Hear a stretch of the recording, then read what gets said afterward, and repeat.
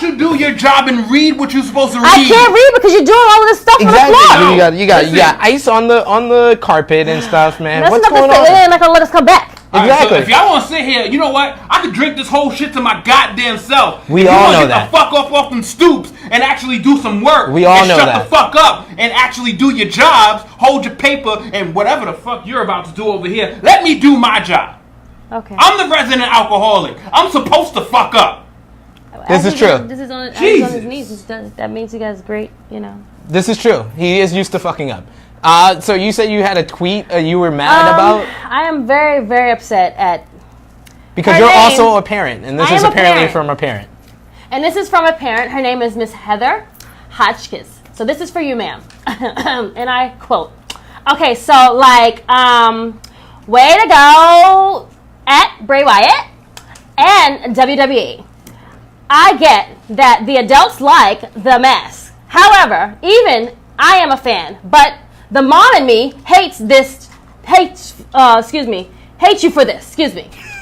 You scared my 9-year-old child half to death, who absolutely adores WWE. I wonder how many kids you terrified on Monday night. Fuck. So to you, Miss Heather Hotchkiss, a big F you, because you, my dear, should have had your 9-year-old child in bed. Yeah. I too have a 9-year-old, and he was sleeping. He needs his 8 hours of sleep, and so does yours. So shut the F up and have a seat. Thank you. That's some grown woman talk right there. Thank you. I never heard that shit. That is some grown. She does work in the school system too. I'm sorry, my accent went in and out. I couldn't, role play because I was so upset because of your foolishness. If you don't like it, there's a door, or you can change the channel. Bottom line. See, I'm actually. It's the nicest I'm ever gonna be on this. You can press next to the next video on YouTube, whatever you want to do. But wow.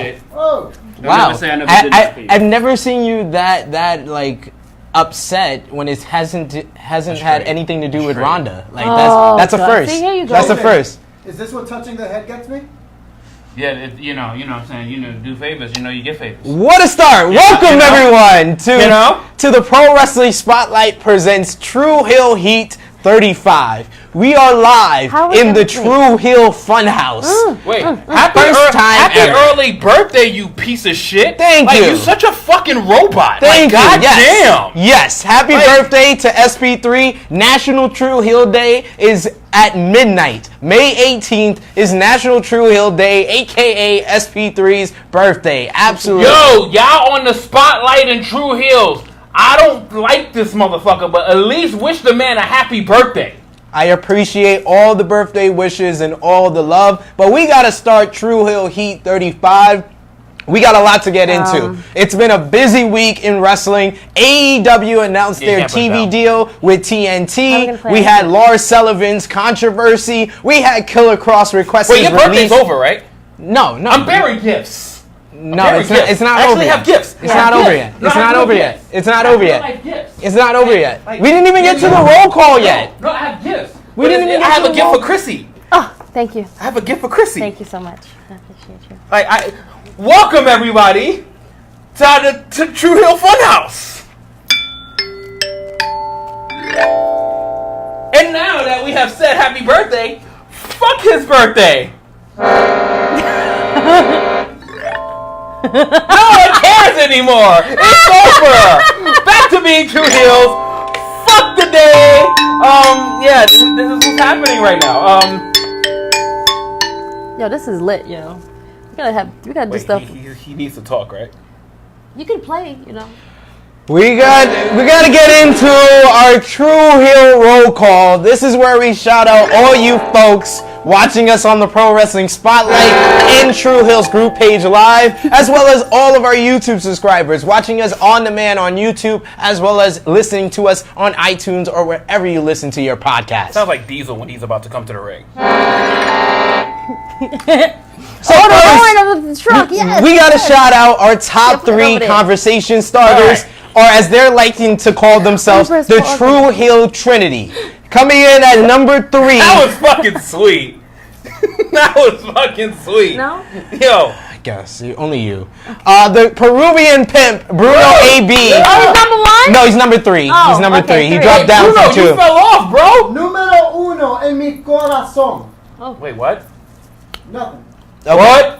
Okay, that must mean meet me in the champagne room. Number 2, the number 1 Becky lover, aka Rhonda hater, Roman hater now, Jamie Tannock. And number 1, the Negro Buck, Nick Jackson. So once again, guys, we want to break up the True Hill Trinity. We want to have a new top 3 conversation starters. So the first person to break into the top 3 on True Hill Heat will get a Ronda Mania t-shirt. Now for the True Hill Trinity, if you guys remain as the True Hill Trinity, the top 3 conversation starters, I will personally send out 3 True Hills t-shirts to all 3 of you. So if you can make it to True Hill Heat 50 as still the True Hill Trinity, so you have 15 more episodes to go. That's a lot. Yes, I know. Not even like 40? 50, yes. Why we can't do 40? 50, no. Yo, 50. there'll be a whole new King's Landing by the time we have a whole new top 3. Because you know she... Rest in peace to everybody in King's Landing. Guess what she Jeez. did? Guess what she did? Guess what she did? What? She burnt it down. She burnt it down. She is the true heel of all time. Yeah. I Well, love me some fucking Daenerys Targaryen. She True is- Targaryen way. Oh my You know? god. I will say we set a new record for the show going off the rails. But the True Hill Trinity has Steve Salvage and Xavier Marmald right behind them. So you two guys get into that top 3 so we can send you a t-shirt. A couple of True Hills that we also got to shout out: Christian Darnell Allen, Marco De Sosa, Daniel Marcus, Brady Allen Corley, Joey Ferreira. Krssi with a K though. Thanks. Not kidding. not I'm you. sorry. It wasn't, Oh, you no, know, I'm someone. sorry. It's someone else. Mommy Yankee Jennifer, and a special shout I love out. that name. Yes. And a special shout out to Jimmy Macaram, my co-host on his YouTube channel. We do reviews and reactions to Power as well as Gotham, Umbrella Academy. He just eclipsed 30,000 subscribers on his YouTube channel. That's so beautiful. congratulations to Jimmy 3K, as me and Marcus Cash are calling him. Nice, So a nice. special shout out to him. A couple of our never YouTube might be on that subscribers. show. We're gonna get you on. We gotta wait for the new season of Power. You know, Oh yeah, which is the last one. exactly. This is You a know. big rich town. You know we do a lot of things here on True Hill. Let's not don't depress me right now. As YouTube subscribers, What did Angela do? well, she got shot. But might not even be here. first, Kirby Freeman and Mike Plays is our YouTube subscribers that we got to shout out, and a special shout out to the Jobber Tears podcast. Woo-hoo! We are co-hosting the Double or Nothing viewing party on May 25th. True Hill Heat and the True Hills. Oh shit! Oh, First dang ever. This is why I shouldn't have a cup while I'm doing this. First That's why I ever. put mine down. I know. How about you be more careful? How about you shut up? Oh, First ever Amazon. first ever viewing party for True Hill Heat and the True Hills. Double or Nothing on May 25th. Legends on NYC. a week from tomorrow. Yes. On 33rd Street Memorial between weekend. 5th and 6th Avenue. So come check us out. We'll all be there. So we'll be there live. And a special shout out to Larry Morgan and Sir Wilkins. Toxic Talk is my new podcast that I do with them, where we talk about everything in the men's world, from Aisha Curry to abortions to accountability. Can a girl come on the show and give her points? We gotta establish ourselves first. We only got a second episode. So Sheesh, what? like people all want to be on Toxic Talk. It's ridiculous. Let's hear from. You should be flattered that people want to come on Toxic Talk. I know, I am flattered, and that shit sounds like pure negative talk, but it sounds interesting. Right. No, as it fuck. doesn't. It's actually really positive Did you talk. talk about Aisha Curry? Yes, we were actually called the first ever men that agree with Aisha Curry. So we take that as a stamp of honor. So let's hear from the Spotlight and the True Hills. Let's see, lots of happy birthdays. So lots of love from the True Hill Nation. Pass me mine, please. Thanks. And C.L. Baker says, Krssi is so beautiful. Thank you.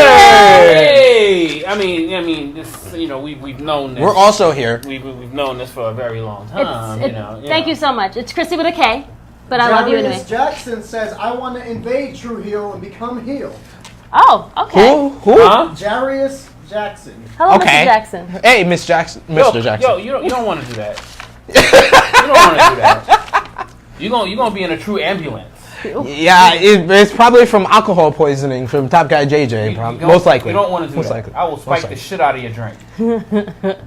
What type Anything of else? threat is that? Like anything else from the True Hills? Okay, let's move on to our top news. How we start I really off. want to try to Top spike your news. drink. I'm not. Oh, I'm can not I, kill wait, nobody. can I have the baton? I mean, the instrument. Hold my drink. You, Absolutely. This is long. No, do your a thing. long This is intro. this is to celebrate. Let's go. Okay, This is to so celebrate. the main top news is, of course, All Elite Wrestling have officially announced their TV deal with Turner Broadcasting Media Company. Yowie wowie!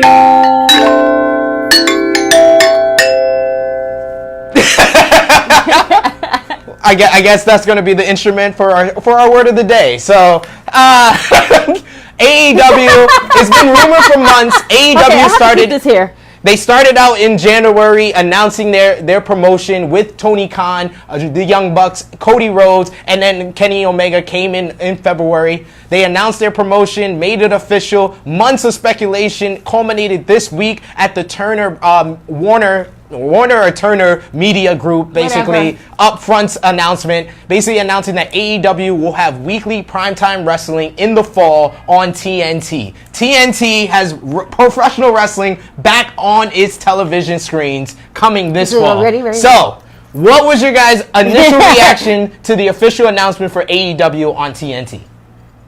Yowie wowie!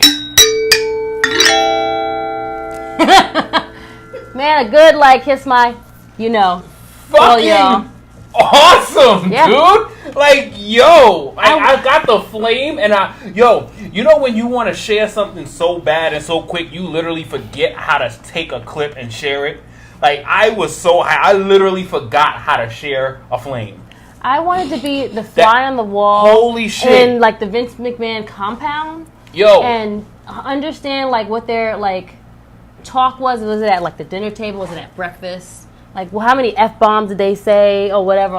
So, screw you guys. You're not gonna sell anyway. They're really wishing bad shit on them. You know what I'm saying? So I wanted to be that fly on the wall that can hear that whole conversation. So you think Vince voice. You think Vince was very upset? dude, what? What? Scared shitless when What? he got that. He was pissed. He probably threw his back out. He probably tore his half a bicep. He probably tore his half a genital. He probably called the grapefruits. The grapefruits. They're probably. He told Linda he'd be back so he could have those grapefruits with some girl to make him happy. So what actually got me so hyped is when I started hearing some of the details that is going to be with this program, with the non-scripted, character-free promos, less scripted. So there's gonna be influence, but they're gonna have so much freedom. The fact that there's gonna be wins and losses documented and counted. I bet is Heather's not gonna watch this warrant stuff. pushes. So you're gonna get to actually follow these people and see, even though it is somewhat scripted, you're still gonna get to actually now dive in and get statistical information. You're gonna get stories. You're gonna be able to dive into this stuff. It's going to feel so much like an actual wrestling sport that I don't think that WWE is even gonna be smart enough to combat with that. Yep. They're gonna look at this shit Vince is probably going to fire half his board after the first month for not coming up with any of this shit. I can't wait for this shit. But he wants everything to be all PG and not showing all that nothing. Oh, with the Sub-Zero mask yeah. and with the Recycle Planets Yep. and Phenomenal and Burn It Down and all that good stuff. Yeah. So a couple of the details with this deal. Basically, there was a rumor that came out last month that AEW would be paying TNT to be on the network, but that is incorrect. What we've learned is that TNT will be paying for the production of the AEW weekly broadcast show, and they will be having a avenue revenue split, which basically means all the ads that are for the commercials for AEW will be split between Turner Broadcasting Media and AEW. So that's great. They're not getting basically a TV rights type of deal like WWE got, which was in the close to $1 million from Fox, as well as $500,000 from NBC Universal, but it will be basically a groundbreaking deal for a startup wrestling promotion. No startup wrestling promotion has been on mainstream television and has gotten this type of deal ever, where they're paying for the production. So you have to realize WWE's production, like when they had Pyro, was close into the millions. Now that they don't have Pyro, it's close to like 700,000 a week for like Raw and SmackDown, probably each.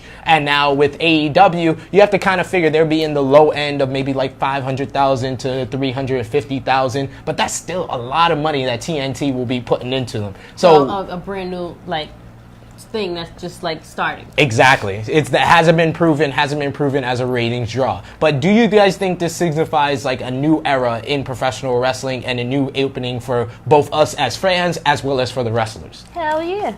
Abso-fucking-lutely. And for any dickhead that literally says, wait till they get their viewers drop and it's only going to be 80,000, you're a complete jackass.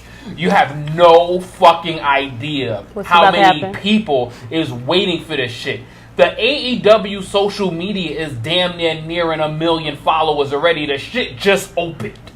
It just opened. They just created the Instagram page, maybe 4 months ago? They literally just created the shit, and they're already approaching the 7-figure followers mark. People knows what the fuck is going on. So don't, you know what, stay asleep. Stay asleep, y'all, your little marks, and hoping that you get your little crappy opening segments with the McMahons and keep praying to the gods that Triple H is going to someday run the company, and keep praying to the gods that Stephanie is going to exit from the women's revolution. It's never, none of this is coming anytime soon. None of this is happening anytime soon. They so-called gave the fans the authority and the power, as we talked about on the last episode 6 months ago, and all they've done was taken more from the fucking fans and given more to their own nutsacks.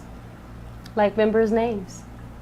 They know where they are. It's nothing new from WWE. This is what needed to happen. This bit of competition and a new alternative to WWE is what the fans needed. Light that fire. It's what the wrestlers needed. We're hearing more than ever these wrestlers basically expressing themselves, telling that they're frustrated, telling that they're displeased with where they're at. So this is an opening for a whole new era for wrestling. So how this impacts Double or Nothing, of course, we announced on the last True Hill Heat 34. Special shout out to Glenn Ford, who was on True Hill Heat 34. Yeah, we talked about ITV basically broadcasting and streaming Double or Nothing in the UK. Mm-hmm. With this announcement with TNT, we heard the announcement that they will be streaming on the Bleacher Report live stream as well, their new streaming network, as well as on pay-per-view here in the United States. So that's big for AEW, for the future of their bigger shows like Fight for the Fallen in July and then All In 2 in September. These all are probably going to be streamed on the Bleacher Report live streaming network. So this is big for them. This establishes them as a big-time name in professional wrestling now. But how else do you think it's going to impact Double or Nothing on May 25th? It's going to put all the pay-per-views that WWE got coming up to shame. Think so? They have to revamp the whole thing. Light that fire, like I said last week on 34. You're going to have to light that fire, put a match to it. You have to start laying down their swords like the Lannisters did on Game of Thrones. Gonna surrender. Yeah, our rest in peace, seriously, I wish she would have got burnt to death. I wish she would have got toasted. Jakaris. I wish that would have happened instead of bricks falling on her. But, whatever. I'll take her death. Yeah, I'll take her death. It was time to come anyway. I think that, all right, so what's going on with this Double? I think people are really, I don't think people are underestimating what's going on with Double or Nothing and what this is leading to with Double or Nothing. I just don't think people realize how monumental this is about to be. We haven't had this in about almost 20 years. Damn, that long? It's almost 20 years. The fact that we are going to get something true and something that is going to turn people away from the monster of WWE. When people see this show is going to be nothing short of fucking phenomenal. They're going to be in Las Vegas. They're Not going to be AJ at the Styles MGM Grand. They are going all out for this show. Like, they are going balls to the wall for it. The fucking production, the match quality is fucking amazing. That card is so stacked already. Like, that is literally going to be their Super Bowl for the year, which they will probably create another pay-per-view, which is going to be like their Super Bowl. But this is it right here. There's Fight for the Fallen that's coming up. Yes, there's going to be their TV. But this shit right here, This shit right this shit right here, nigga, this shit right here is the start of death for the WWE. This shit right here is death. Yo, y'all don't, I'm telling y'all, Classic this Cat shit right Williams. here, people You don't is know not, it? You should look it up. Y'all gotta realize what's coming, y'all. This shit is about to be on some epic level shit, and I am so fucking jealous of the people that has been lucky enough to be fortunate enough to go to Double or Nothing in Las Vegas next week. Absolutely. Let's Can we hear do from something the about that air spotlight in the conditioner? True Shut it Heels. It's cold. Okay. Izzy Campbell says, fuck a fire. It's going to take a flamethrower for WWE to wake their asses up. Love it. Thank you. Nick Jackson says it's the kick in the ass that WWE needs. Agreed. Chris Gutierrez, literally the best thing to happen to wrestling in decades. WWE has no choice but to step their game up simply because Vince still likes to show how big his grapefruits are. And goddamn it, they're superior. He's a genius! Absolutely. I agree.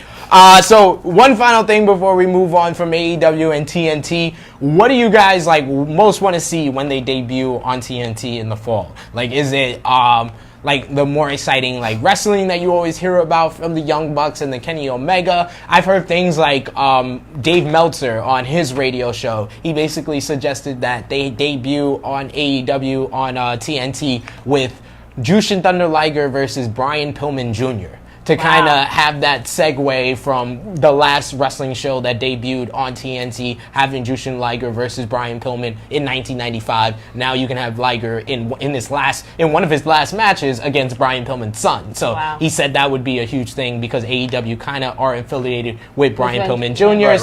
Right. What do you guys want to see when AEW debuts on TNT? I would like to see that. That would be awesome. If you can make it happen, let's do it. Let's do it. What about you, JJ? What do I want to see? Yeah. I just want to see the product. Yeah. I don't have anything specific. I don't have anything in particular. There's Something nothing. There's different I don't than want what to we look at already matches. been I don't given. care about the matches. Like, I care about the matches because I know the matches are going to be top notch.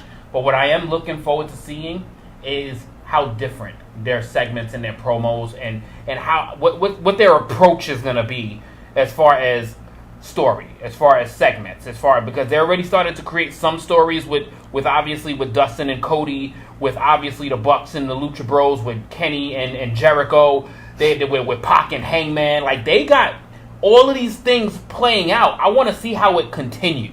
Like, I want to see how they make it continue and how they make it evolve going into All In 2, because I think Fight for the Fallen is going to be a big show in Jacksonville. I think they're just doing a thank you show for Jacksonville. So I think that's going to be a great show, but I think this is going to be all leading into All In 2.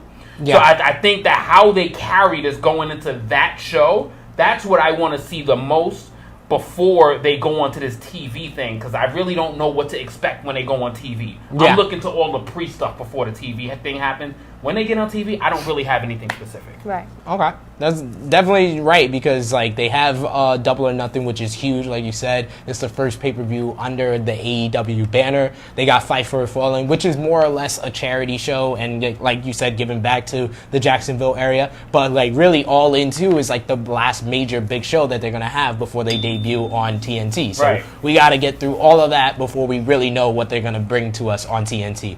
One more thing from the Spotlight in the True Hills before we move on. From Izzy and Maurice, what they want to see from AEW is Pyro. Pyro. Hey, if Turner is paying for it, then hell yeah, you're going to get some Pyro on your Tuesday or Wednesday night. That's the one final thing. Do you think it's going to be Tuesdays or Wednesdays for AEW on TNT? Do it Tuesday. I hope it's the night after Raw. Do it Tuesday. I literally hope it's the night after Raw. That does conflict, though. Remember that the NBA on TNT always is on Tuesday. So do it Monday. Fuck it. I don't know about that. I think they should do Wednesday. They should establish themselves on Wednesday. I think it's too far. But you know, I mean, you're probably right that they're probably thinking for the long season that they're probably going to end up being on Wednesdays. But I do wish that it was Tuesdays. Obviously, NBA on TNT is the biggest thing for that channel. Yeah. So they're not going to lose NBA on TNT. Exactly. And they're not going to lose Inside the NBA. They're not going to lose any of that stuff just basically because Shaq of and a Kenny brand gonna be new there. alternate program that we wrestling fans love. So I will definitely say that you're probably right that they are probably going to shift over to Wednesdays. But damn it, I wish this shit was on Tuesdays. After you see a shitty ass episode of Raw and seeing one of those baby Seth Rollins promos, so about the mountain climbing and the 9700th reunion of the Shield and how much he misses Dean and how he does it for his brother Roman and every week that we air on TV.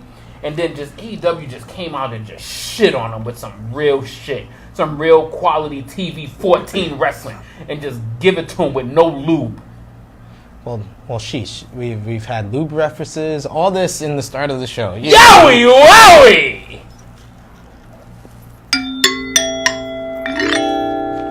Well, moving on. So let's talk about Lars Sullivan and the controversy and backlash towards him. And so it's been a few weeks of rumors and speculations regarding WWE superstar Lars Sullivan because of his racist and homophobic remarks before he was in WWE on basically bodybuilding forums. He also made disparaging comments about people with mental illness that were also found online. This week, WWE fined Sullivan $100,000 for those comments, and he will have to undergo sensitivity training. This actually follows up with Lars. Basically, his debut was delayed. What we found out this week is that the delay in his debut and his anxiety coming up was all due to these comments and these comments that he made before he came to WWE. He was worried that he would get backlash and that he would be like suspended or fired because of these comments, and that's why he had anxiety and why his debut was delayed for so long. This cost him a match against John Cena at WrestleMania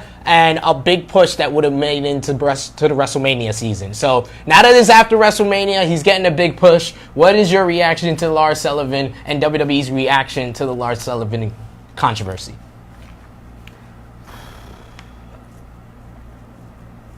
Go, yeah. It's the end. It's the end. I can't even play my instrument. Cause it's Really? That's happy music, yeah. Really? So you know what? I'm about to resign from True Heel Heat. I can't do this shit no more. Do it again. No, you got to play Because stuff one this more shit time. is going to come back to me for the foul shit that I've said in 2019 and 2028. But people are very sensitive. In 2028, they're going to be like, remember that time when JJ said, fuck that lady that cared about the segment with my 9-year-old son? Oh, he wasn't sensitive enough. He wasn't paying attention to the children's needs. So we're going to dig up shit from 10 years ago, basically. So that means and then we're going to put him in sensitivity training after the man has literally tried to clean up his image. So it's like, all right, once you say something, that is you for the rest of your life. Yeah. Yeah. But did we not see Hulk Hogan at WrestleMania? I gotta hook up my cup for that. Next segment. Fuck you, WWE, you PR dick sucking faggots. Like, oh my God. They only did that for PR purposes. They only doing that to make sure that their name isn't thrown in the mud for something that he said forever ago. Fuck y'all. Oh my God. Well said. That felt better? You feel better now? So, what do you think about the punishment? He's fined $100,000. He has to undergo a sensitivity training. training. He even have $100,000? I mean, he's been in NXT for a while. He gets paid like $40,000 or $50,000 a year from NXT or something like that. I don't know. Sensitivity training. Yeah. He probably gonna say it again. Probably when he was somebody. Well, no. Titus O'Neil and Big E have came out and publicly said that he has gone around the locker room and so apologized. You bring the black guys in this, right? Yeah. They're the ones that put themselves out there. I didn't just name drop them just to name drop them. These are the two superstars that came out and said that he has done the measures to go around and apologize to people. Y'all can't treat him like he's Hulk Hogan. Hulk Hogan apologized because he was caught. Lars Sullivan is actually apologizing for his actions. So I think that y'all should treat him a little bit better and be like, okay, he actually is taking the measures to actually, get forgiveness for what he did. Instead of treating him, y'all treating him exactly like we treated Hulk Hogan. He's been taking the measures. And WWE wants to all of a sudden, let's put this on him and let's put this on him to tack it to clear our name up. Yeah, exactly. Yep. Allah, fuck y'all. I mean, go do your training, do what you gotta do, and hurry up and get back. Whatever. Fake ass. Well, he's here. It's fake ass. This is some fake ass discipline, yo. It sounds like a slap on the chin. It's like the Catholic school teacher, I don't really care, to be honest. You were caught passing a note. She just hit you on the wrist with the ruler and or stuff. A pencil, or a pencil. You're in school. You should see it. How about this for your next tweet, Lars Sullivan? You know what? Just at WWE and just simple 3 letters. SMD. Well, sheesh. What do you guys think about his push so far on the main roster? What push? His push. He's been pushed on the main roster. He's beat down Rey Mysterio, the Hardy Boys. He was actually given credit for taking out Jeff Hardy, who just went on surgery. He's been taking out R-Truth on a weekly basis. About Lars Sullivan. Yeah, absolutely. So we're continuing this conversation about I Lars told him to go on to the next one. Let's hear from the spotlight in the True Heels. Nothing? I guess no one likes Lars Sullivan. No one cares. So... Michael Dawson says, Sullivan is just another Tenzai in my opinion. Big push at the beginning of the year, he will be losing to Zack Ryder by the end. Wow. Zack Ryder? Did Tensai lose to Zack Ryder? I totally forgot Lord Tensai's push, if you want to call it that. It lasted like a month. But didn't Lord Tensai almost beat John Cena before? He did beat John Cena. He did beat John Cena before. But that was in the first month of his push. With that double axe handle slam? That was in the first month of his push. His push only lasted a month. But all right, I don't even want to go that far off the yeah, let's keep it off. All right, so moving on to a little bit of Impact news. We're not just talking about their pay-per-views. Now we're talking about a little controversy with Impact Wrestling. So after weeks and weeks of WWE superstars asking for their releases and expressing frustration, we finally have a story from Impact. First time in a while. Last week, news came out that Impact Wrestling star Killer Kross had requested a release, and in a WWE-like move, Impact had denied his request. Wow. Kross just recently signed a new contract with Impact. However, this was before the signing spree of 2019 started, so Killer Kross decided to ask for a raise, trying to get closer to his market value on the open market in the wrestling scene. That request was also denied before his release request was denied as well. So, thank you, sir. What do you guys think about this whole situation with Killer Kross, him asking for his release and it being denied, and then him asking for his release and then that also being denied? You gotta wait, sir. Wait in the line. Just collect your check and wait. Collect a lower than value check for the next couple of years? Yeah, that's it. It's one thing to collect a check from WWE from requesting right. the release, but when your ass is getting a couple $100 a week, nigga, you want to get out of that shit as fast as possible, bro. Absolutely. Yo, them Impact well, then take them to court. Them Impact wrestlers are making like $30,000-$40,000 a year, yo. Like, that shit ain't cutting it. Yeah, they're not making no money. Like, that shit ain't. That's a regular I would say it's a little bit higher. I would say it's probably not. It's a little bit higher. Yeah, they probably got a little bit more money than Lucha, you know? A little bit higher. Than Lucha. A little bit higher. At least TNA money, that was a good one. At least TNA money ain't bouncing. We got 100,000 maybe. That was a great one.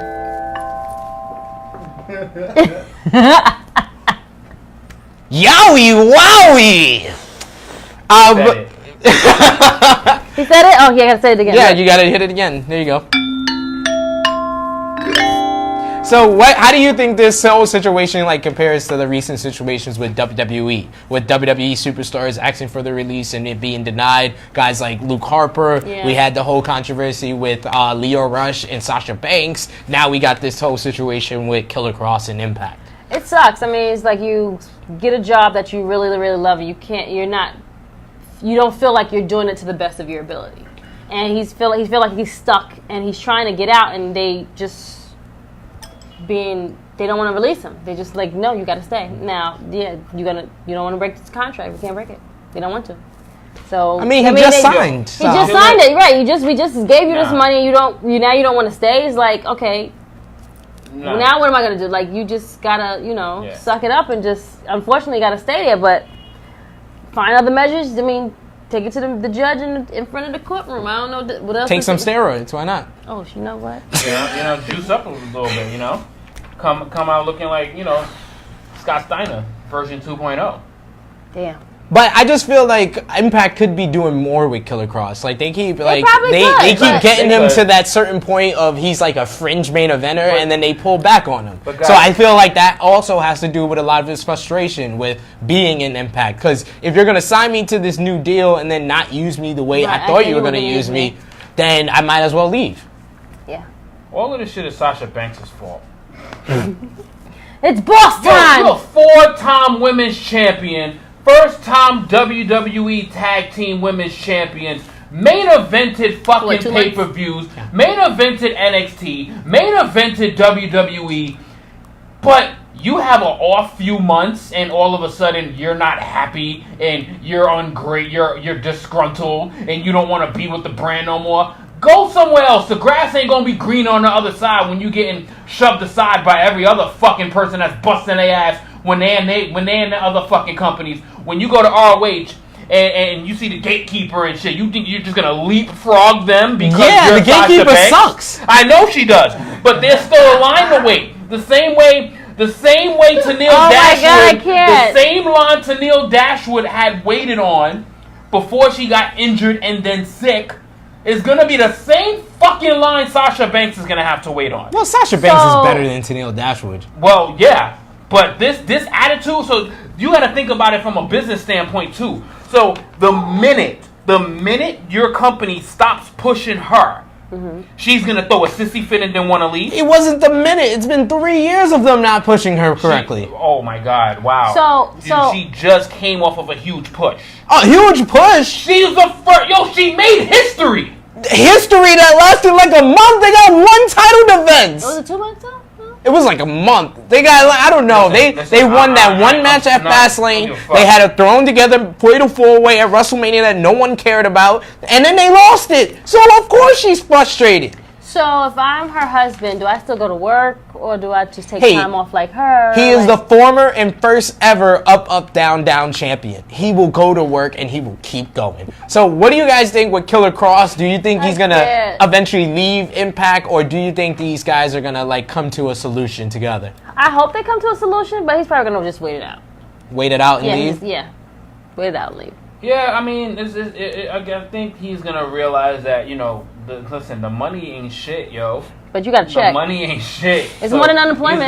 He's going to, first of all. Can they even qualify for unemployment? Can he take bookings? Can he take bookings while he's waiting this out? I think he can. With Impact, with their deals, they can take bookings from lower independent promotions, but it's nothing like. They don't get paid enough to do this wait out shit. They don't get paid enough for this. They don't get the 6-figure deals like the WWE cats do, where they can just wait it out and get thousands of dollars just to wait at home and sit their contracts out. These Impact people are barely cutting. They're getting checks cut, and they're not going to sell any merch if they're not in the building. Yep. And he definitely should not wait it out, because there's so much money being made in the wrestling scene right now. So him waiting it out is just a disservice to him. So he either should work for Impact, try to come to a solution, or like you said, find a way to get out. Yep. Yeah, find a way to get out. I mean, Willie Mack and these guys are getting out of the Lucha Underground contract. He can find a way as well. Loopholes, Let's hear from the spotlight in the True Heels. Chris Gutierrez feels Cross should have gotten a raise. He's one of the better heels on Impact.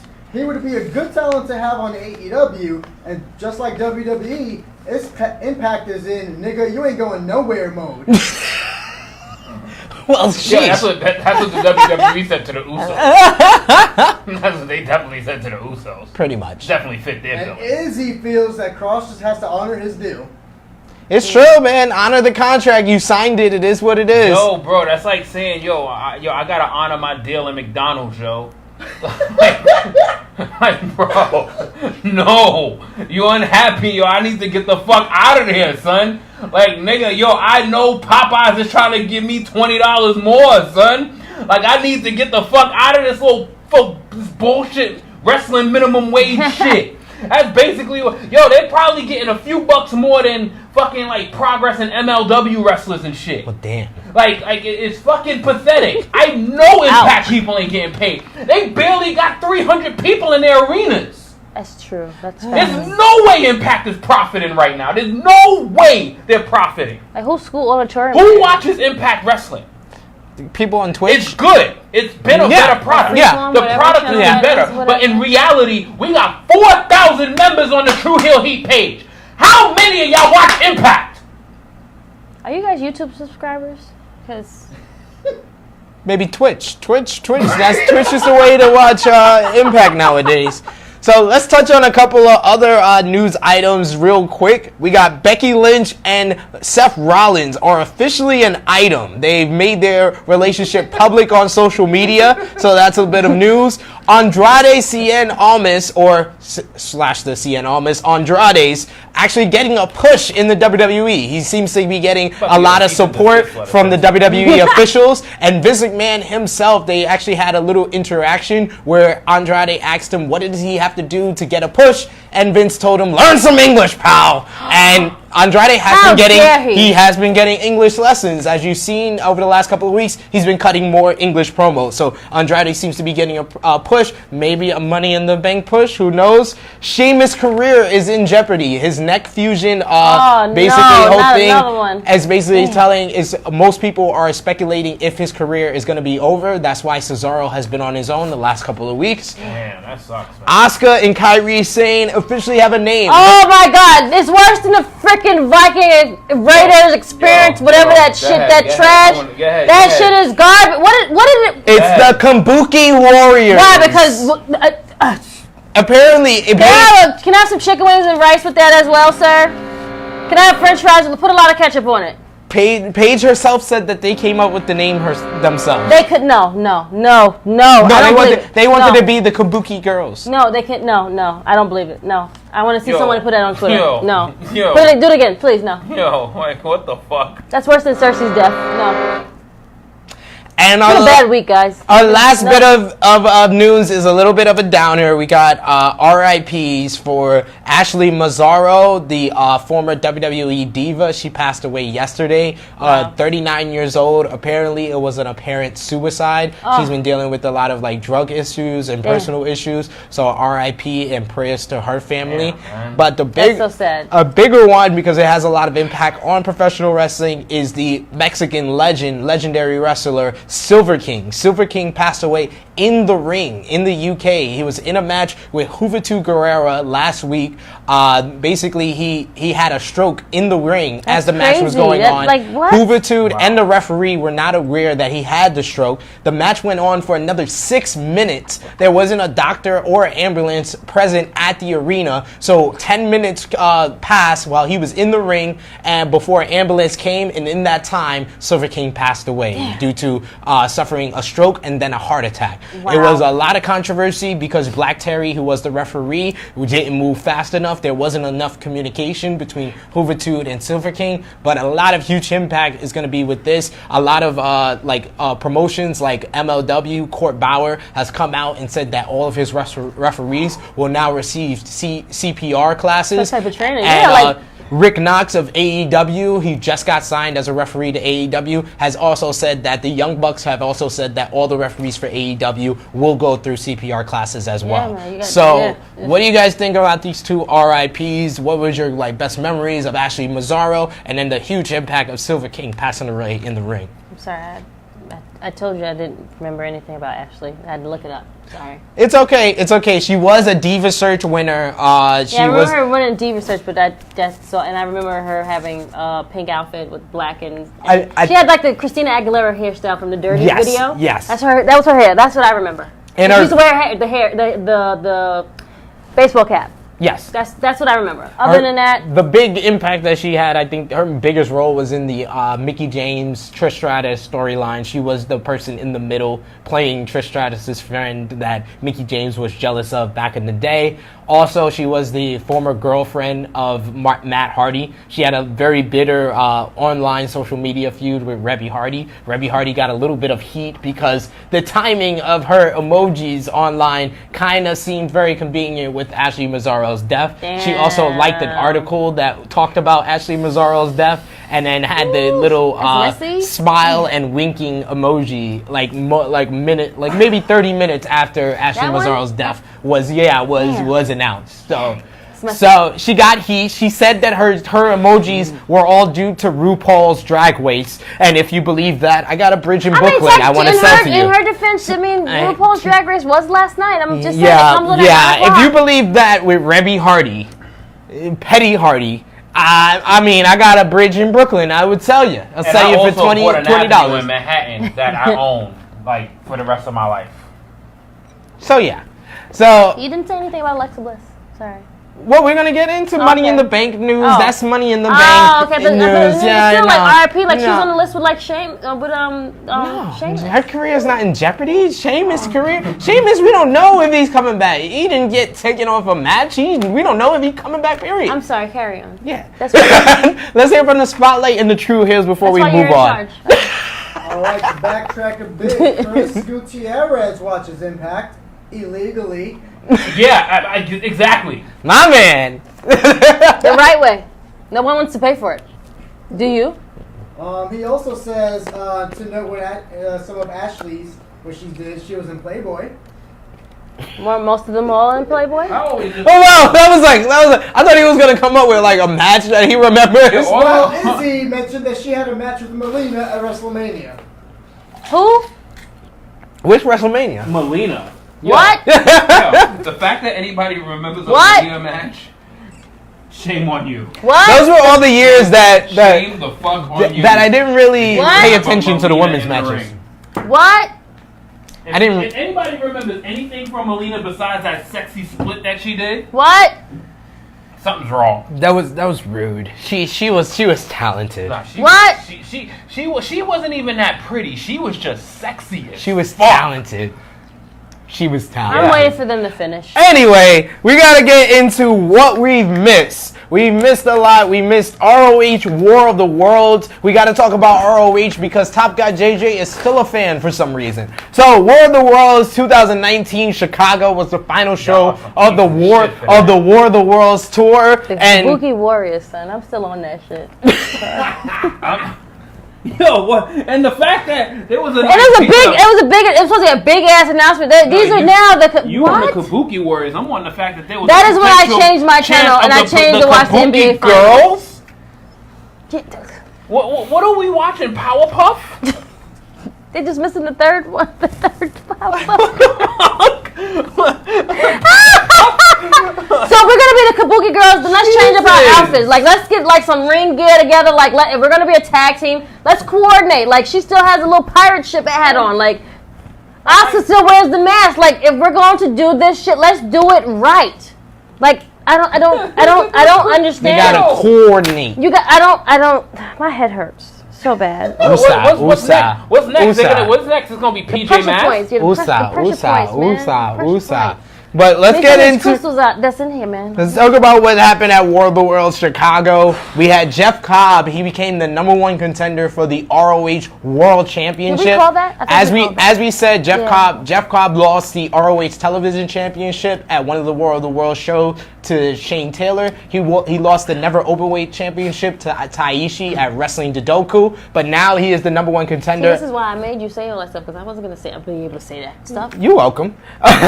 He defeated in a 4-corner survival PCO Rush, and he pinned the longest reigning ROH World Champion in history, Jay Lethal, in that 4-corner survival. We had GOD defeated the Briscoes for the ROH Tag Team titles, and Colt Cabana and and James Storm went to a time limit draw in their NWA National Championship match, and then the Briscoes came out and basically said their mission statement at that they are against NWA after they were screwed out the Crockett Cup and attacked Cabana, Storm, and also Nick Aldis, the NWA champion. Match of the night was the Four Corner Survival between Jeff Cobb, Lethal, and PCO and Rush, and the MVP was, of course, Jeff Cobb for becoming the #1 contender.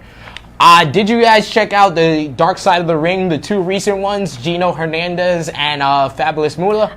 I got it on my DVR. I'm going to watch it. Okay. What about you, Top Guy JJ? I have the Moolah one on the DVR as well. The NBA Finals was one. Like, come on, give us some credit, man. NBA playoffs. We didn't get to the finals yet. Sorry, the playoffs. Shout out to the Warriors. I'm literally watching Giannis just run through everybody right now. So I'm sorry if I'm a little bit late because that it's a little bit more interesting to me right now. And yeah. He won't run through the Warriors, though. But Dark Side of the Ring, the two most recent ones were very, very good. I watched the last one before. Gino Hernandez? Yes, I watched that. What did you think about Gino Hernandez? I thought it was actually really good. Because I didn't know much. Yeah, I didn't know. Trust me, I was like, who? What? But it's just, I love documentaries like this, man. It is so raw and it's like so real. It is. I wish we had like a whole series. Like, let's do one like every series, like season 1, 2, 3. Like, let's do a season of all of them. Like, let's get it. Vice. It's great. I love it. But what stood out the most to you with the Gino Hernandez documentary? Damn. He was still getting high. The fact that Jake Roberts, when they asked Jake Roberts, so was Gino doing coke with? He wanted to say yes, but then he caught himself. No. He was like, yeah. He was like, well, how do you know? He was like, I was doing it with him. I loved Jake Roberts was awesome in that documentary. Yes, he was the MVP of that episode. I would say the MVP of the episode, honestly, was the mother. Just hearing the mother. No, she was so sad. Seeing her basically like talk about the whole experience, and then having her listen to the guy that actually knew what happened to Gino, because all this time she thought that her son was murdered. Yeah. But to hear from the guy that he was just doing drugs, he did a lot of cocaine and got paranoid and killed himself. To hear that and see her reaction to that was the highlight of that Gino Hernandez one. But Gino Hernandez was one of the most charismatic guys in the early 80s, coming up in like the territories type of days. He used to be a tag team partner with Jake the Snake Roberts, but he did massive amounts of coke. His best friends were drug dealers. He had a drug dealer do his eulogy at his funeral? They made this. Yeah, John was his best friend. John Royal, who is a famous drug dealer from the 80s. He was in jail. They did an interview with him over the phone in jail. That's how famed this drug dealer was that did the eulogy at Gino Hernandez. I think the best one is the Bruiser one, though. Sorry. I watched the one with the brothers, which was Von Erichs. That was great. I was like, damn, yo. They father was really out here pimping they sons. The Joe Jackson of professional wrestling. I was like, damn. And then it was like, yo, back to back. First of all, I knew that they were related once I seen the Hall of Fame, but I didn't know the whole story of it all. Amazing, but it was like back to back to back. Like, I would have if that was their mom, I would have been she probably would have got. I probably been dead myself because I could keep burying my kids. It's sad, and it takes a lot. And it takes a lot. Majority of them some of them were accidents, and then some were not. But it was that one right there. That one was tough. I would have said after seeing the Gino Hernandez one, I thought it was really good, but I still said the Von Erichs was the best one. Then the Bruiser Brody. I think the Bruiser one was better. I would say either or. But Moolah topped both of them. Oh shit! Moolah topped both of them because it was the first one that took it from every single perspective you could. We had pro Moolah, we had anti Moolah, we had Moolah's daughter, we had wrestlers that Moolah abused. Moolah sent to a foreign country to sleep with a guy. We had wrestlers that supported Moolah that was like, these people are disgusting. Moolah never did this, never did that. We had wrestlers that Moolah had basically given to men to sleep with, who then defended him at the end of the episode. Like, it was crazy how many different perspectives was in that Moolah documentary. But Moolah, I think, gets a bad rap because of a lot of what Buddy Lee, her ex-husband, was doing. Her ex-husband, Buddy Lee, was sleeping with the wrestlers that they had under her. Sweet Georgia Brown, there needs to be a whole documentary on the first black female wrestler from South Carolina, Sweet Georgia Brown. They did an interview with her kids. Her son is a pastor. His father is Buddy Lee. Buddy Lee, Fabulous Moolah's ex-husband, slept with Sweet Georgia Brown and gave birth to a pastor that they interviewed in that documentary. That documentary was so eye-opening from every single, forefront. And even the people the NBA Finals for being on the same night. Damn it. But even the people that Moolah abused were saying that you can't take away from Moolah being an icon in the business. So I understand everyone who fights for Moolah, who are upset that the name was taken off. It was great. Damn. Love the documentary. That was the best one. I say it's Moolah, then the Von Erichs, then Bruiser Brody. Bruiser's 3? Bruiser down to 3 now. I guarantee. And Bruiser I love. I watched Bruiser like 5 times. I watched it 3 times already. I love Bruiser Brody one. I love Tony Atlas in it. But the Moolah one hit it from every single perspective. So I gotta say that's the best one. Anything from the Spotlight in the True Heels? Anyone watch Dark Side of the Ring or ROH War of the Wars before we get into what's been going on at Best of the Super Juniors? Well, Izzy liked the Von Erichs and the Brody one. C.L. Baker says, really, this is all old news in regards to Gino. I guess he knew his shit before that. Okay, great. Not a lot of people did, though. Shout out to you. Izzy also says that Gino could have been the Latino Ric Flair. In a lot of ways, yeah. Gino's famous last words: "Cocaine is a hell of a drug." Oh yeah. Rick James. Chris Gutierrez. And our greatest person in the world.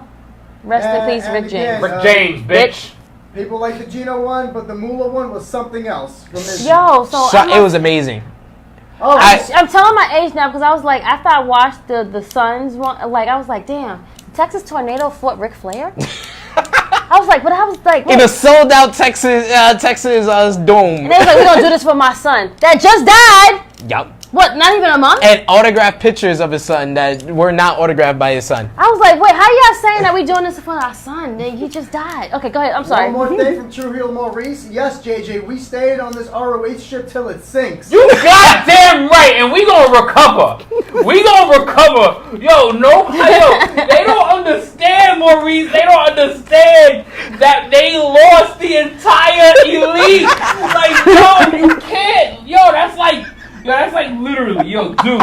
That's like. Just keep doing it. And this is for the WWE marks. This is like, you WWE say, yeah, I'm about to pull Seth Rollins, AJ Styles, Braun Strowman, Drew McIntyre, Roman Reigns, Ricochet, fucking Daniel Bryan, the Usos. Oh my God, it's ridiculous. It is an equivalent to that. No, it's not. Yo, they ripped out fucking 40% of ROH's talent pool. No, it's not. 80% of their draw. It would be like if you took away the Undisputed Era and DIY from NXT. That's bullshit. Matt Riddle, Velveteen Dream would be stars. Bullshit.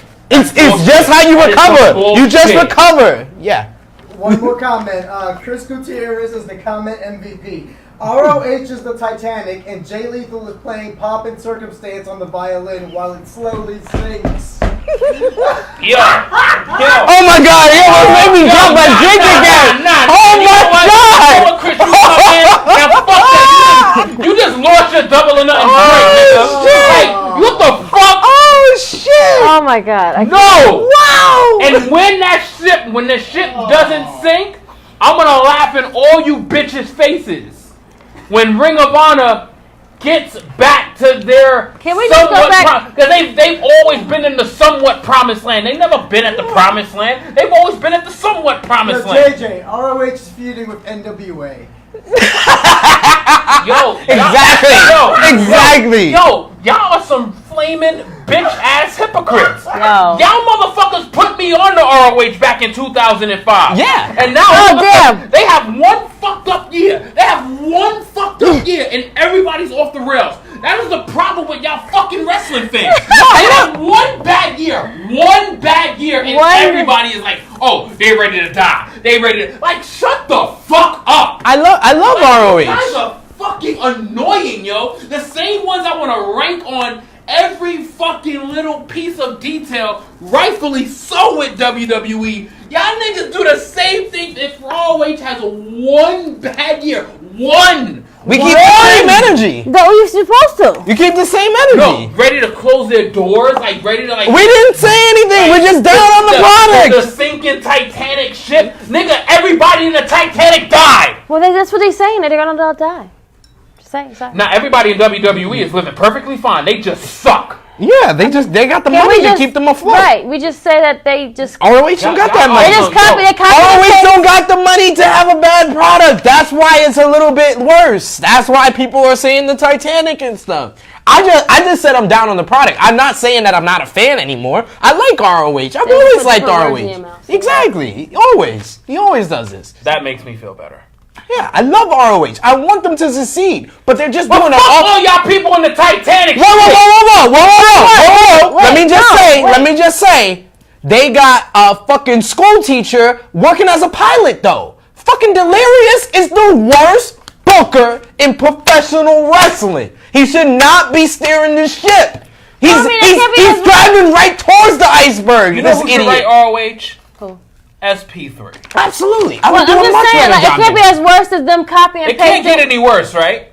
No, okay, well, as bad as what Raw was, they took everybody that was on Raw and they put them on SmackDown. I can never say nothing can get worse than Raw. Exactly. Because did they not copy and paste? Did they have like maybe like 30 minutes? Like it was 7:35. I can't. We're gonna put the Usos and they cousin Roman and with Roman that was on the night before. Yep. That was on. But mind you, the Usos is on Raw, right? Yeah. But then they're getting a shot at the SmackDown Tag Team titles on Sunday. Throw it in the garbage. Just throw it all away. Just throw it in the garbage. It's like what? Huh? Right. Like what? Like do you the mean?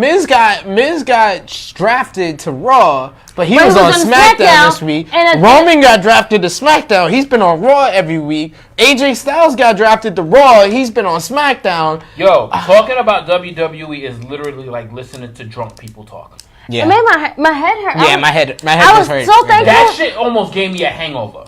Like, I was so thankful that something else was on TV. I was like, I can't do this tonight. I was like, and I'm usually, I'll like let it play, and I'm like, no, I'm not doing it. I'm not doing it. I watched the NBA. I'm not doing it. Playoffs because I'm not doing it to myself. With I'm not doing this. 4 weeks because in a row with that shit. I watched the NBA playoffs this week as well. Which was way better. It's so entertaining. I mean, they had everything going. I'm telling you, yo. Yowie wowie! So let's move on to Best of the Super Juniors. The WWE right now, period. Absolutely. Best segment. That. I mean, it didn't save the show, but I mean, that was the best thing that happened. Sorry, guys. Hey, and it made that mother mad, so I'm happy about that. I mean, well, she can go kick some rocks somewhere out in her suburban area, wherever the hell she lives at. Who knows? I don't care. Best of the Super Juniors is one of New Japan's most premier tournaments of the year. We previewed it on True Heel Heat 34. This week was the first week of the Best of the Super Juniors, the first 4 nights.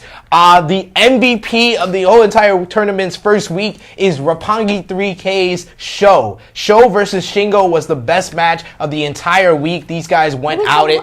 Last week? Yes, we did. We talked about everyone in the Best of the Super Juniors, but we did not mention Show as a favorite to win. So Show definitely came out and showed his stuff this week, having a great match. One of the matches of the year, in my opinion, against Shingo Takagi. Yeah, I'm like, well, I don't remember, like, the Big Show, you mean? Like, no, Show. And it's not even Show, like, Krssi. with the W at the end, sorry. S-H-O. Sorry. Damn. He didn't say, he said Show. We're still educating her on the world of New Japan. You can't, you can't give her, no. Krssi. Come on.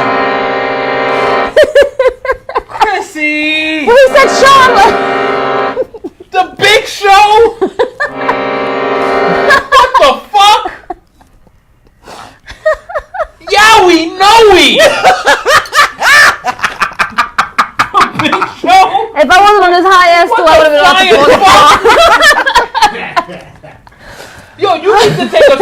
that shit just because you said something. I finished my drink. I'm sorry. No. There's He's got a refill. Yeah, there you There's a go. little bit left in there. You want me to drink this whole thing? No, I want you to swig it. I didn't say Swig it. like just take a swig. Oh. Yeah. Okay. Punishment or reward. Yeah, that was some dumb shit. However you want to Like say that it. was probably the dumbest thing you've ever said on True Hill Heat. Sorry. Forgive me. It's okay. All right. That was like show. I was like, we didn't talk about that person last week. I didn't hold it against you. He did. Oh no, no. I mean, fuck. And he also had a great match against the IWGP. Of anything. He also had a great match against the IWGP Giant, he Junior was good on Heavyweight Champion, WCW. Dragon Lee. Shingo Takagi kept up his undefeated streak. He is still undefeated in New Japan, and he's undefeated in the Best of the Super Juniors tournament so far. Flip Gordon and El Desperado were replaced in the Best of the Super Juniors tournament. They were replaced by Ren Narita, which is a young lion in New Japan, and Doku, which is one of the newest members of Suzuki Gun. And Doku may be the worst wrestler in the whole entire tournament. I'm just going to let that know. I am sorry, Dre. I'm sorry, Dre, to say that. Wait, who's the worst wrestler? Doku. Doku. Yeah, he's a newer guy in New Japan. Sound like something else. Like Goku. Thank you. So he's even worse than Punishment Martinez? Yeah, well, he's not. Punishment Martinez is not in the New Japan. I'm just saying, like, you Best of the Super worst Junior. wrestler. I'm just, No, I said he's the worst wrestler in the tournament. In the actual tournament, not in the actual like. Punishment Martinez is great. Yeah, fucking lying. Punishment Martinez is good. Fucking lying. Whatever. You're gonna get Jessica V very upset. Oh with you. well. Jessica V, please put in the comment section how much you hate Top Guy JJ. I would appreciate that. And I would just send her a hug. I would appreciate that. And El Fantasmo, who's making his debut in the Best of the Super Juniors tournament, he has been impressing. He defeated Bandito on night 1 and had an impressive night on night 3 as well. So like I said, Modern Family, he sounds like Fizbo. So Big Show, Fizbo, hitting all the marks here, Krssi. Bandito needs to leave ROH. Why? Why do you say that? No, Bandito wins nothing. When's the last time Bandito won a match? He won on ROH TV this week against Shane Taylor. What time that came on TV? That came on a Wednesday. What time? At like 9. 9 o'clock at like 9. Eastern time? Yeah, Eastern time. He beat Shane Taylor. He beat Shane Taylor, the current ROH TV champion. Shane Taylor's the current ROH TV champion. The only reason why you know that is because you post the fantasy results. No, it was due to Chris. Chris posts the fantasy results in our other league. What the fuck? What the fuck? Next. We don't care.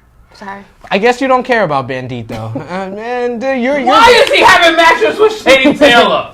Because Shane Taylor's the ROH TV champion. Shane Taylor sounds like and he got this win before sounds like he won the Robert title. Roode, like the man that's trying to sell you that horrible car at the with Al Bundy at the used car salesman. Yeah. Well, there you go. Also a great match from the Best of the Super Juniors tournament first week. We had a battle of chaos. It was Rocky Marrero versus Will Ospreay. This was on night 4. They had a great match as well. So shouts out to those two. Let's anything from the spotlight in the True Hills before we move on to what's next and we preview Money in the Bank. Izzy just has his money on Ospreay, probably like everyone else. And No, my money is on Dragon Lee. Oh, okay. Yes, the champ. Izzy says that the accordion sounds like some Price is Right shit. Price is Right. This is JJ from Price is Right. JJ. Oh, when you lose! Oh, yes, when you lose! Yes. JJ that Parker. sound like Price is Right. You're right. That Yes. xylophone is the real MVP.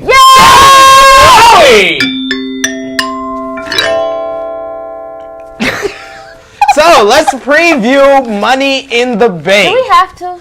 Yeah, we kind of do. It's this Okay, weekend. it's gonna take like 2 seconds, guys. Yeah, Don't pretty worry. much. We can do. This is like a rush prediction. We always do It's these. gonna be like hit you in 2 seconds. Yo, because literally. No one's not gonna watch it. Yo, if Except anybody the gives, female legend. yo, if Yeah. anybody on the spotlight or True Heels gives a fuck about Money in the Bank, type I.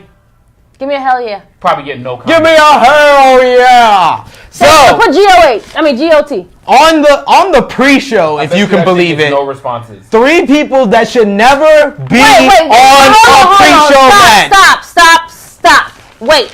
There is a pre-show for this shit? There's a pre-show, and 3 people who should never be on a pre-show match are in it. Who?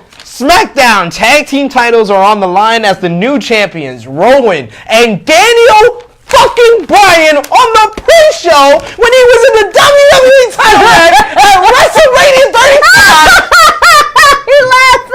versus the Usos.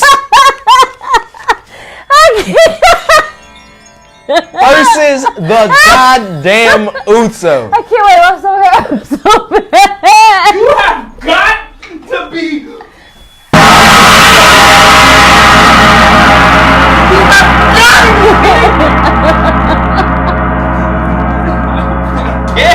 I can't tolerate this shit. How would I can't tolerate this shit. Wait. Yo, Krssy's about to cry. Oh my god! Why are we doing this? Krssy's crying. Wait. The planet's tag team. The former Planet's champion is on the pre-show.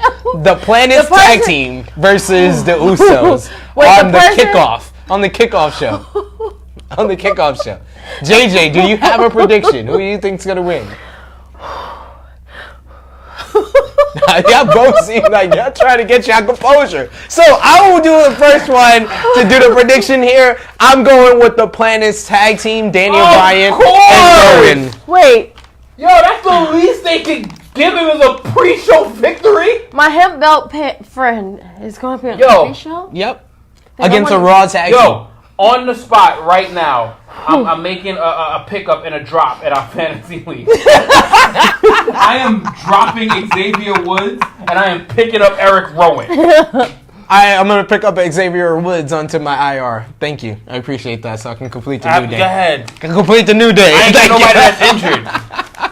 Damn. I ain't got nobody that's injured. Thank Xavier, I Thank you. Wow, wait. How on earth this person that we gave so much publicity and so much like airtime on his comeback and everything, he's now on a fucking pre-show? You might as well put him with the Kabuki sisters or whatever the fucking name is. The Kabuki sisters. Absolutely. What? I think we are going for the planet's tag team just strictly because they're going against a Raw tag team. Right, so wait. Ew. Ew. Also, I think on the kickoff as well, because it's usually on the kickoff, Wow. the WWE Cruiserweight Championship will be on the line as the new champion Tony Nese will defend against Ariel Daivari. Who you got in this one? Wait, what?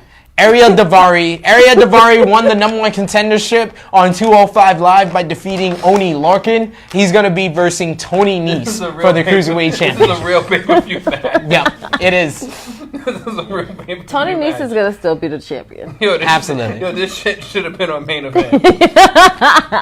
Tony Nese or Ariel Daivari. You wonder why. You wonder why I'm so fucking amped for fucking AEW. No, You just want to get to the next True Heel Heat 36 so we can preview Double or Nothing. I'm stuck. What the fuck? Tony Nese versus Ariel Daivari? What kind of name is that? Like, why? First of all, why is his name that? Like, we've been taking Yo, people. shout out to the people in Connecticut that gotta endure this pay-per-view, yo. Hey, they get Takeover 2 weeks later though. Right, what is the hell? 2 What? weeks later. I don't want to be in the building this Sunday. Yeah, because I want to watch Game of Thrones, so I was like, Season nah. finale. Yeah. Hey, it's my birthday weekend, so. That too, you know what I'm saying? Like, Hey. yeah, like, how, fuck. like, his name should be like, how are we taking off Mustafa Ali and Andrade and this person got this whole name? Ariel Daivari? Because they can't drop the area because his brother was already Daivari.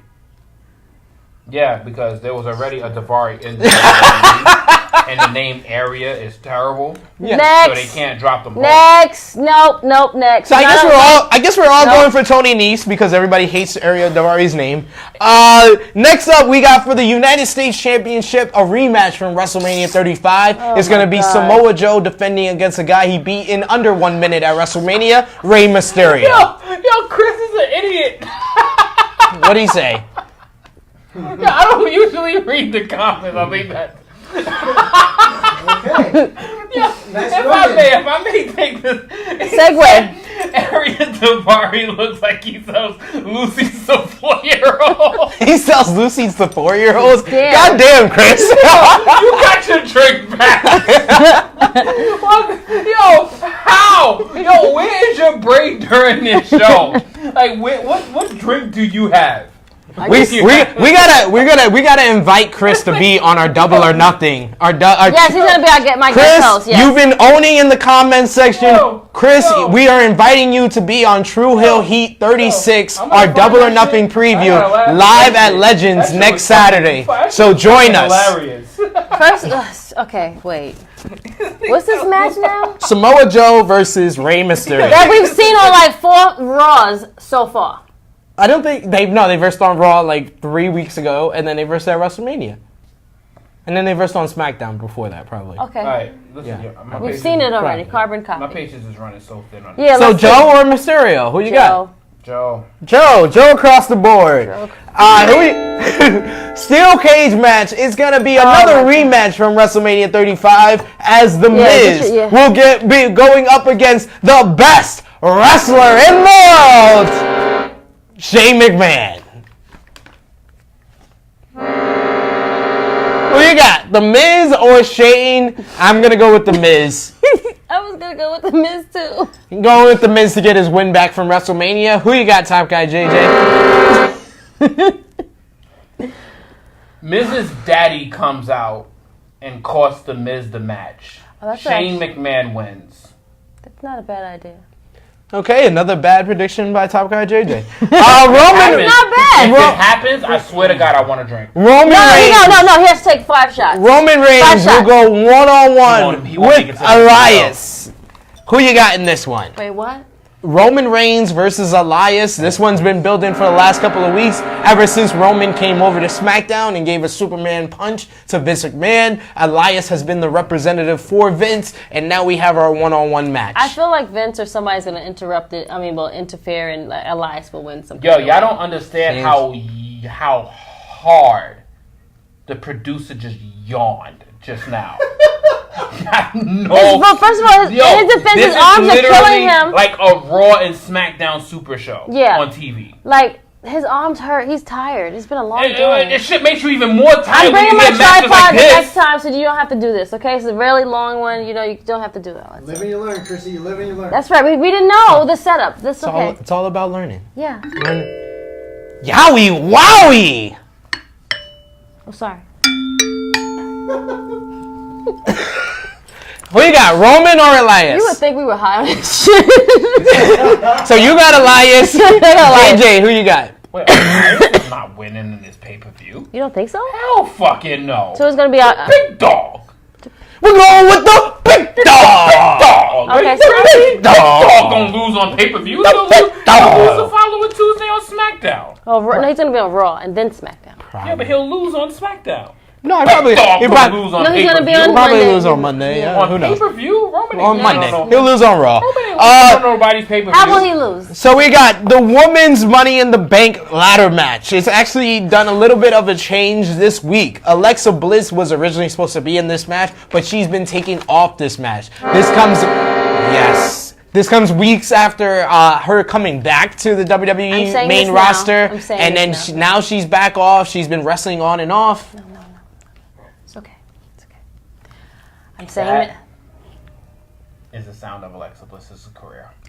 Thank you. It is. career's No. over. No. Yeah, no. She's paged now. Sorry. Next. Wow. She's paged. My prediction for the Money in the Bank winner. She tried it though. She tried. Tried. Vince tried. Vince tried. She already knows the information. The doctors gave the information a long time ago. It's over. It's a wrap. She has not wrestled. Maybe she wrestled like 2.5 seconds, but the sneaker was a problem. You gotta pick a winner of this shit show. Well, we gotta go through the participants first. Natalia. I want Ember Moon. Okay. Yeah. Next, which is for you? Her name. I don't even. You don't need to know the No, I know. I'm so sorry. Natalia versus Dana Brooke versus Natalia. I mean, Natalia versus. You see, like Natalia versus Natalia. Because Natalia, I was like, Natalia. let me go through the participants. Ember Moon's gonna win. Yeah. Okay. Sorry. I'm sorry. Like, Natalya versus Dana Brooke versus Naomi. You're gonna get hit with this. Versus Mandy Rose versus Bayley versus Ember Moon's not winning versus Carmella versus the newest person in the Money in the Bank ladder match, Nikki Cross. So who's your winner? Bayley. If Bayley does not win this match, everybody just needs to go home. Yeah, no, you know what? I don't want to hear that. No. Bayley No. Bayley's the only person that should win. I'm not covering the Legends, so therefore, no. At Double or Nothing, I won't be at Legends on that day. So I'll take shots on our live. If Ember Moon wins, she's just gonna lose. Exactly. Like Natalya, okay, maybe, because it would be like a lifetime achievement award. No, she already had that by winning the women's championship. Exactly. So no. Dana Brooke, no. Naomi, she's gonna be athletic. She's gonna do some athletic stuff, but we already gave her the championship. No. Mandy Rose, maybe. Mandy Rose, they are pushing. She is my girl. Exactly. I scratched my person off then. Thanks. Mandy Rose could win because she is just pick Mandy Rose for fantasy purpose. Yeah, she is getting a push. She does have a good character, and she's actually decent in the ring. I think she's not bad in the ring. She's not bad to look at. Bayley is the one that has all the storyline momentum. She's the one that's been feuding with Charlotte and Becky Lynch all this time, so it only makes sense for Bayley to win this. Ember Moon is boring. Every time she talks, I want to die. I'm telling you, yes. I want my ears to bleed bleed out, and then I just pass away. So I don't ever. Oh my God, my ears hurt right now. I can hear Ember Moon. You know what happens? You know what sucks is that you are so right about that. Is that the fact that your opinion is so strong is that it doesn't even matter because no one gives a fuck about Ember Moon. That too. And Carmella's already won Money in the Bank, so it only makes sense. When did Carmella get into the Money in the Bank? She's been in there, apparently. I've watched and then Nikki... me and Mella got something in common. We took pictures in front of Buckingham Palace. We might have something to talk about if I do a meet and greet with you. I've watched all of SmackDown episodes. I don't recall her being... Wait, what? Yeah, there was actually a backstage promo with her and Ember Moon where they announced they were in Money in the Bank. And then Nikki Cross, because she's the newest person in there, it would be cool if she won. Right? Yeah. Bayley, all right, next one. and now Mandy Rose. No, yeah. So we got the men's Money in the Bank ladder match. I think this is actually going to be really good. We got Ricochet versus the newest person in it who's replacing Braun Strowman, Sami Zayn, Drew McIntyre, Baron Corbin, Randy Orton, Ali, Andrade, and Finn Balor. Did they have more than the girls one? No, they have 8 competitors as well. They have the same amount? Okay. Yeah, 8 in each. I go with Drew deserves it. Drew is the only one that really should win. He should win. Okay. He should win. However... Oh.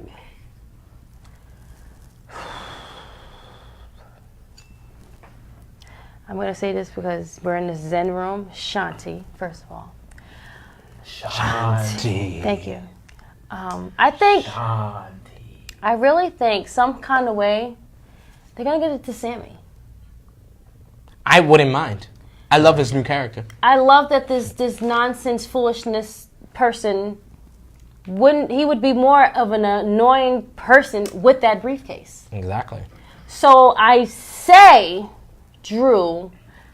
Wait, does anybody have Sami Zayn on their list? Bing! Fuck. You're segueing into my little promo that I'm about to do. Okay, fine. The math is going to be all fucked up, though. Go ahead. Okay. Segue. Fine. Okay, fine. You can have that, friend. You got to make a pick, though. I just said, let me finish. I love it. I think Drew, but I think Sammy will win. Okay. So I'm like half and half. I'm on the fence. Thank Okay. you. My famous catchphrase. Thank you. Go ahead, friend. So I got 3 people from my fantasy team in this match. Do you really? Who you got? I got Sami Zayn. You picked I Sami got Zayn. Ricochet.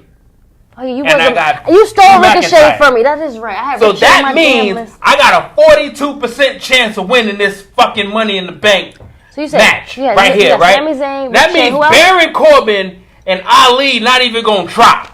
First of all, Baron That Corbin is no way. increases my chances to 66% chance of winning at Money in the Bank. The BBQ's manager The other not people winning. that's in this match. That actually gives you a 50%. That match that takes out 5 participants. You said Baron and Ali out. Did They're I not not even going to try. So that's 6. Did I not? Six Did participants. I not just explain the beginning of my promo that the math is going to be fucked up? Did I not say that from the beginning? I'm helping you. I'm Did I trying to not help. say that from the beginning? Don't fuck up my words. I'm trying to Yowie, wowie.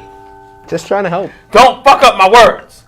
See, now you just fucked up my whole pick. I'm going with Sami Zayn. Sami Zayn too. Okay, go ahead, friend. Just fucked up my whole shit. Friend, come on.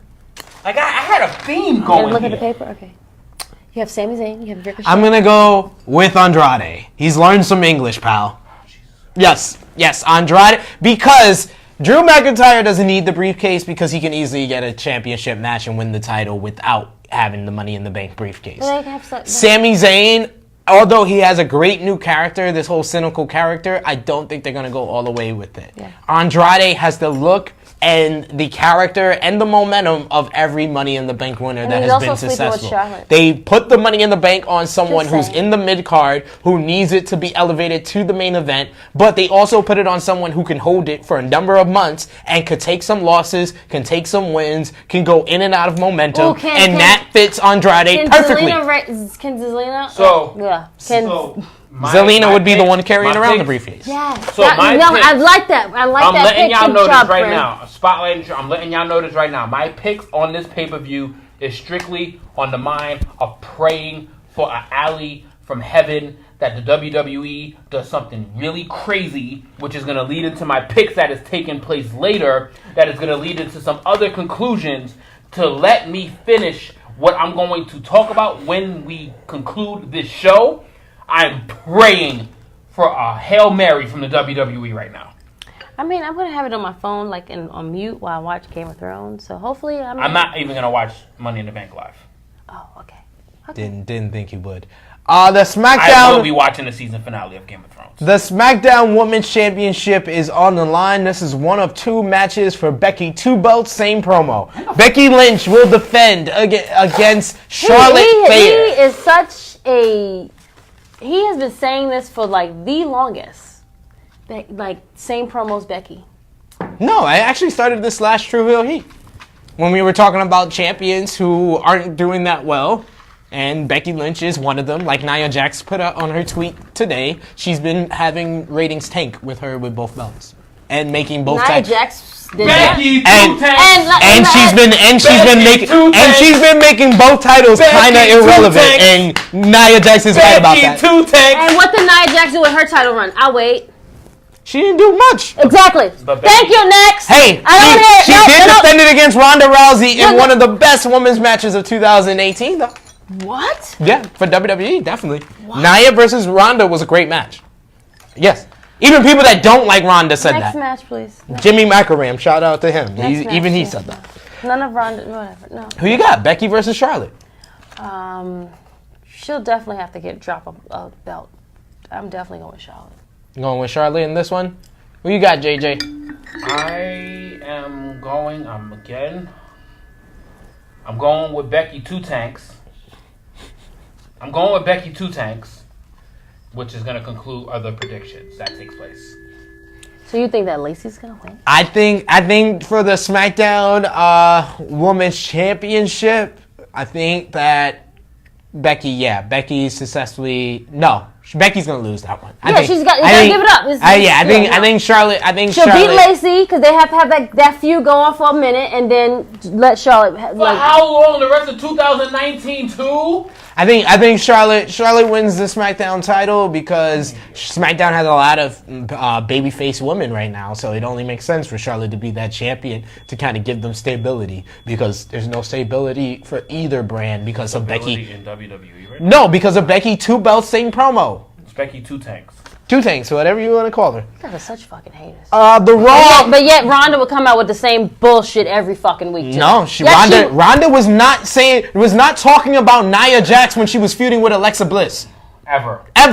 It's just you gotta be real here. She didn't really talk at all. No, she did. Okay. She did. When she was feuding with Alexa Bliss, know what? she talked about You know what? Alexa being a diva. You know, that's when she my, feuded with that's Nikki my Bella. mistake. You know why? Because I wasn't even listening. Because I didn't Exactly. care. You know what? That's my fault. That's You're you. Right. You're right. You are a self-professed Ronda hater. Take your earplugs. I'm not a. First of all, no. Yes, I you just, are. I just. Let's call facts a facts. Let's call a spade a spade. What are you talking about? She's a Ronda lover. No, hell no. I mean, she is wearing the shirt on our poster. You photoshopped that She's shit. based on the cover of the True Hill Heat photo page. For the Raw Women's Championship, Becky, 2-belt same promo, will defend against Lacey It's so Evans. disrespectful, yo, I swear. Who you got in this one? The lady or the man? The man. The lady can kick rocks. The lady can kick rocks and the man's going First to win. WWE swerve of the night. I'm hoping that Lacey Evans, in controversial fashion, takes the Raw Women's Championship from Why? Becky Lynch to send her ass back to SmackDown and leave her ass on SmackDown where she needs to stay. How dare you? I thought we were friends. Becky is wasting segments on Raw. Well, Raw is just nothing to Wait, do but anything anyway. She's literally there. She's wasting time. She comes on at a different hour every show. She either opens the 9 or the 10 o'clock hour, and it is for no fucking reason. Just to cut the same promo, talking about Ronda still, or when she's feuding with Lacey, she's talking about Charlotte. Like, it's like, I mean, come she's on. kind of is a carbon copy of Charlotte, just more with dresses. Tell me I'm not right. And the Teach man, yourself. yo, No? the persona, the man was an asshole. This persona of the man as a champion is the fucking biggest baby face you can ever fucking imagine. And a complainer. She complains a lot. Like, she is a ass-kissing, fan-loving champion. She complains a whole lot. What's she complaining about? Well, There's a reason why she got monikered the man. It's because she was an asshole. no, she got monikered the man because the real man gave it to her new boyfriend. Hey, Wow. That's saying. he burned it down. That's He saying. sure He did. he stole the name first from Ric Flair, and then he passed it on to his girlfriend. Moving on. Each his own. Just saying. Whatever. I'm in this one. I'm gonna go with Lacey. Yes, I'm going with Becky to lose both belts at Money in the Bank. Damn. Wow. Damn. For the WWE That's some hate. for the WWE Yeah, Championship. you You don't want her like to go to that. NXT. Right, later. Yeah. You can't take ratings there. For the WWE Championship, Kofi Kingston will defend against Kevin Owens. This is off the heels of Kevin Owens turning his back on the New Day and turning heel. This past week, Kevin Owens and Sami Zayn attacked Kofi Kingston and Xavier Woods, but this is finally one-on-one Kevin Owens versus Kofi Kingston. Who you got in this one? Kofi. You got Kofi Mania continuing against KO Mania. Just don't bring pancakes out, sir. Please He's don't. going to bring the pancakes. Oh, Can we have the God. Pancakes are bootios? coming. Can we just bring back the booty? Yeah, I like the bootios. There was a point to that. The bootios pancakes are coming. so much The pancakes are better. coming. They make sure you ain't booty. The pancakes are coming now. Booty cakes? Booty cake, like it should have. That's a hell of a name. Booty cakes. You better trademark that shit. Absolutely. Don't steal it in the comments section. I'm going better to trademark trademark it that as shit. soon as we cut off going live. I'm going to trademark it. But yeah, like don't do the you can't be champion and throwing pancakes, sir. I'm sorry. Please tell Kofi, I love you, bro. As Black excellence, we can't be throwing pancakes at people. It's like having watermelons. See? This is another person. We had Glenn Ford. Me, I said it. Now we had Krssi Love. We just need JJ to jump on the And I bandwagon hate too. to say that they're right, but as soon as he did it on SmackDown, I was like, damn, why is this man throwing pancakes at these white people? And it's like, yo, it's that as to me, at him as WWE champion doing that, I don't care if he was doing it before.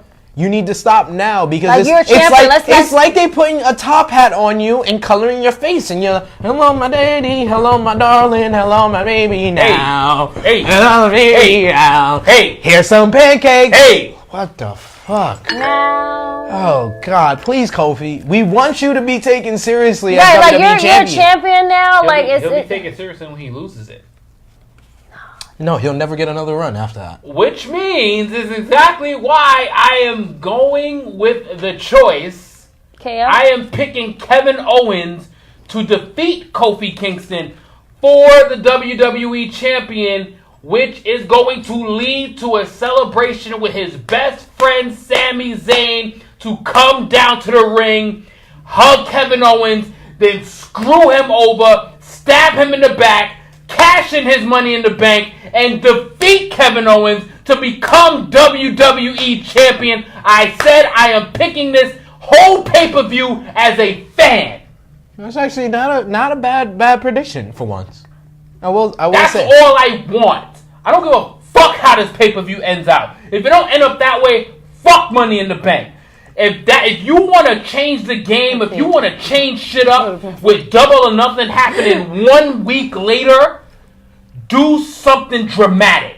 Okay, thanks. That's dramatic. What's next? And the final match, our main event of the evening. Yeah, I'm going with Kofi. The main event of the evening is WWE Universal Championship on the line. Seth Rollins, first time ever in WWE, will go one-on-one with the phenomenal AJ Styles. I'm going with Seth Rollins to retain here. Seth, because AJ don't want to be champion. He don't want to do the work. Oh, damn. Well, remember he gave up the last championship when he was on SmackDown. It was too hard. He was away from the family. He didn't give it up. It was his time to let it go. Well, that too, but he just was like, it's too demanding. He wanted to be at home. No, he wanted a new deal. He wanted a better deal than what they were negotiating with them. Seth Rollins. Okay. You, friend? I'm definitely going Seth Rollins. Okay, thanks. Across the board. Seth Rollins I think way across too the much board. controversy for another title to change hands. Yeah, I mean, you got controversy with Sammy cashing in. I got controversy with Becky losing both belts. Yeah. It's going to be a very controversial Money in the Bank if they an listen. easy show. Oh, she got Mandy as winning Money in the Bank. The WWE show. That's why this show is in the shit to begin with. She picked the WWE pay-per-view, which is probably... Krssi is probably going to have a fucking home run with this pay-per-view. She's probably going to nail this shit. Like, Mandy's probably going to win, which no one is going to care about. Yeah. Fucking Kofi is going to win, which none of y'all is apparently going to care about. Seth Rollins is going to win, which no one is going to care about. Anybody know the score for the game? No one. And then you wonder why people ain't going to watch the shit live. Okay. Well, I got to go watch the game. So let's hear from the Spotlight and the True Hills before we wrap things up. Jaquan James was a little late to the party, but he said, Sid with the heel beard, I see you. Hey! 31st year, you know it. Chris Gutierrez says, God damn it, JJ, you're a genius. I had an epiphany. I'm a genius. The Wild Championship Shake. And You Chris, said this nigga with a beard. Like, this nigga just grow facial hair for the... He barely got facial hair. Told about he got a beard. Fuck. And Chris also says Lacey is shaped like the worm from Men in Black. Yeah! See? Yeah. Thank you, Chris. Wow, yeah. I'll see you at Double or Nothing, sir. Chris definitely needs to be on True Heel Heat next time. So, be my co-host. Wrapping it up, we got to once again promote our Double or Nothing viewing party. It's the first ever viewing party from True Heel Heat and the True Heels. It's going to be at Legends on 33rd Street. Can we get a burger or anything named after us? I got to negotiate that with Sir Wilkins. We'll work on that. We'll work on that for sure. Krssi, 110 to 92. Thank you. See? Who's winning?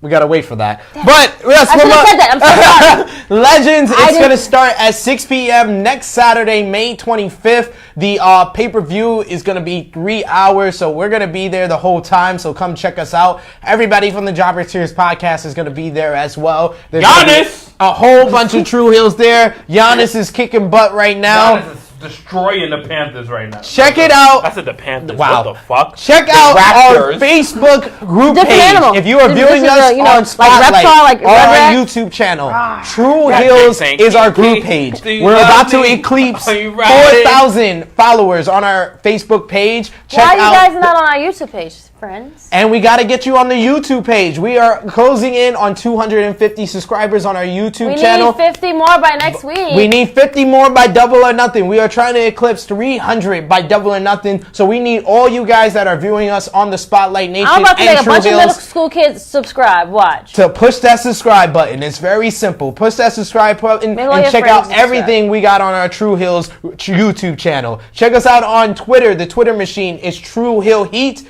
Krssi Love, where they can check you out on social media. You can catch me on Twitter, IG, and on Facebook at the sensational Miss Krssi Love or Miss Krssi Love _ or Crystal Lynch. You can hit me up anytime. I'm there. Shout me out. I'm here for you. Top guy JJ. I am simply at Instagram, TrueHeal_TopGuyJJ. I'm not giving out my Facebook information. That is a dub. Find me on IG, and then we can chat it up. I've obviously had conversations with Gene. So that's, it's possible to have conversations. Your conversation might go on blast on the next episode of True Hill Heat. You never know. Be careful and mince your words. We're going to read your tweets and read your foolishness, and we don't care. Just be careful with what you say. Yeah. Of course. Oh, wait, we need to play our instruments we got to play out before he finishes. Shout outs to our friends at Battle Club Pro. Battle Club Pro Unfinished Business is going to be on June 2nd in Brooklyn. So definitely go on Brown Paper Bag Tickets to get your tickets for that. Once again, I got to shout out Larry Morgan and Sir Wilkins for our new podcast, Toxic Talk. Check me out on Instagram, TrueHeal_EpicSP3. Our YouTube channel, like I said, we're trying to eclipse 300. So we got 1 week away. We got 1 week, people. 1 week away. Let's push those numbers. Come on, guys. You're watching us on Facebook right now. Get on the YouTube channel as soon as this show ends. For YouTube Live. And iTunes is also True Hill Heat. So until True Hill Heat 36 live at Legends for Double or Nothing, this has been True Hill Heat 35 from the True Hill Funhouse. For signing off, until next time. Yowie!